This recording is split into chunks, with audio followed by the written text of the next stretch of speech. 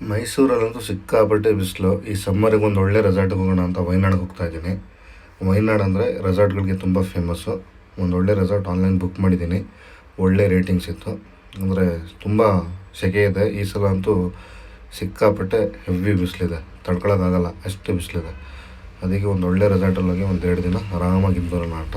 ಇದೇ ರೆಸಾರ್ಟ್ ಅದು, ಉಷಾಶ್ರೀ ಅಂತ. ರಿವ್ಯೂಸ್ ಎಲ್ಲ ತುಂಬ ಚೆನ್ನಾಗಿದೆ. ಆನ್ಲೈನಿಂದನೇ ಬರುವಾಗಲೇ ಬುಕ್ ಮಾಡ್ಕೊಂಡಿದ್ದೀನಿ. ಮೇಕ್ ಮೈ ಟ್ರಿಪ್ಪಿಂದ ಬುಕ್ ಮಾಡಿರೋದೇನು.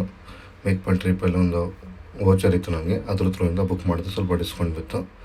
ಲಗೇಜ್ ಎಲ್ಲ ಚೆಕಿನ್ಗೆ ರೆಡಿ ಆಗಿದೆ. ಹೋಗಿ ಫ್ರೆಶ್ ಅಪ್ ಆಗಿ ರೆಸಾರ್ಟ್ ಸುತ್ತಾಡಬೇಕು. ಇದೇನೋ ವ್ಯೂ ಪಾಯಿಂಟ್ ಅಂತೆ. ಎಲ್ಲ ತುಂಬ ದೊಡ್ಡದಿದೆ ಇದು, ಚಿಕ್ಕದೇನಿಲ್ಲ.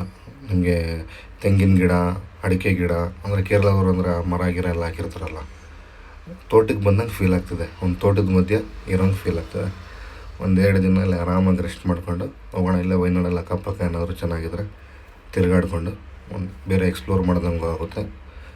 2 ದಿನ ರೆಸ್ಟ್ ಮಾಡ್ದಂಗೂ ಆಗುತ್ತೆ. ಮತ್ತು ಟ್ರಾವೆಲ್ ಎಷ್ಟು ದೂರನೂ ಇಲ್ವಲ್ಲ ಮೈಸೂರಿಂದ. 1.5 ಅವರ್ 2 ಅವರಲ್ಲಿ ಬರ್ಬೋದು. ಏನು ಒಂದು 100-120 ಕಿಲೋಮೀಟ್ರ್ ಆದರೆ ಜಾಸ್ತಿ.